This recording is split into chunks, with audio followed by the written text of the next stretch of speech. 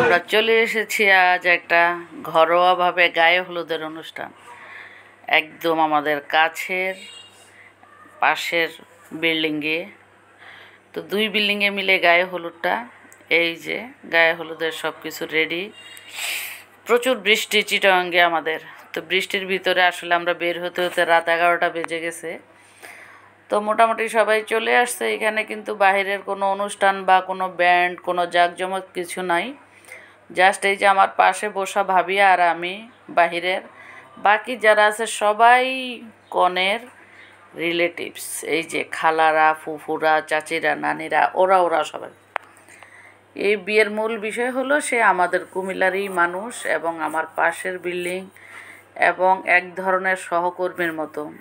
আমারও স্কুল আছে, ওনাদেরও স্কুল আছে।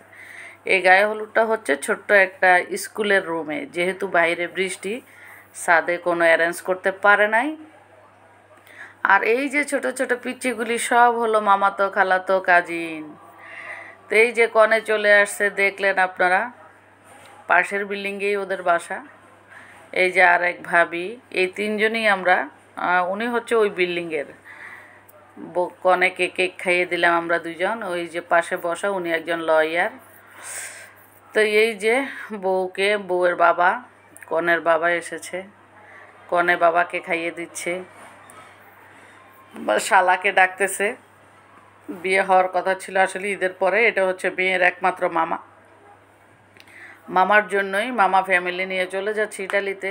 মামার জন্যই একমাত্র বিয়েটা, এত আগে, কুরবানের আগে। তো এই যে এটা হলো কনের মা আর বাবা, দুজনকে নিয়েই বসেছে। এখন ওরা একটু মিষ্টি মুখ করাবে, কেক খাইয়ে দিবে আর একটু হলুদ লাগিয়ে দিবে। মূল বিষয় হচ্ছে ওনারা অনেক অভিজ্ঞ না, ওনারা হচ্ছেন যে এটাই তাদের বড় মেয়ে এবং প্রথম বিয়ে, অনেক কিছুই জানেন না, গুছিয়ে করতে পারেননি। আর পরিবেশটা আসলে ছিল সব দিকেই খারাপ। এই হলো হলুদের অনুষ্ঠান। পরিবেশটা খারাপ বলতে হচ্ছে প্রচুর বৃষ্টি, কেউ বের হবে যাবে, যে সাজগুজ করা, মানে এরকম অনেক একটা ঝামেলা। তারপরও তাদের সাধ্যমতো তারা চেষ্টা করেছে ছোটোখাটোভাবে, একদম আমরা কয়েকজন মিলে হলুদটা লাগাতে। তো এখন একে একে সবাই একটু মিষ্টি, কেক সবাই খাইয়ে দিচ্ছে। আর ওই পাশে সবাই বাকি রুমগুলোতে রাতের খাওয়া দাওয়া চলতেছে। তা আমরা হলুদ শেষ করে তারপরে যাব খাওয়া দাওয়াতে। আমাদের কোনো আত্মীয়র বিয়ে না, আবারও বলছি, এটা আত্মীয়র চেয়েও বেশি একরকম, যেহেতু আমাদের এলাকা এবং পাশাপাশি থাকি, অনেক দিক থেকেই খুব কাছের। তো বাবা মা একটু হলুদ ছুঁয়ে দিচ্ছে মেয়েকে। এই যে দেখেন, বাবা তো একদম অস্ত্র সজল, মানে বাবা মেয়ের সাথে ডিসকাস করে সব কিছু, মেয়ে বাবার সাথে ডিসকাস করে। সে সেজে গুজে এসে জিজ্ঞেস করতেছে আব্বু ঠিক আছে। মানে এগুলি আসলে খুব কষ্টদায়ক।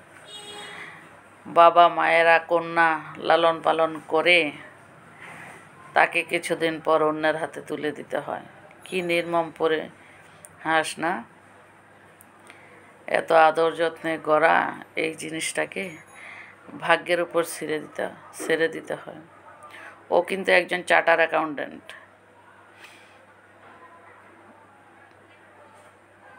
সকল মেয়েদের এইভাবে ওর মতো নিজের পায়ে দাঁড়ানো উচিত।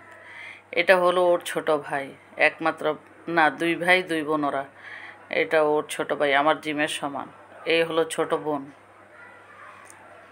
তো সবাই আসতেছে, মজা করতেছে।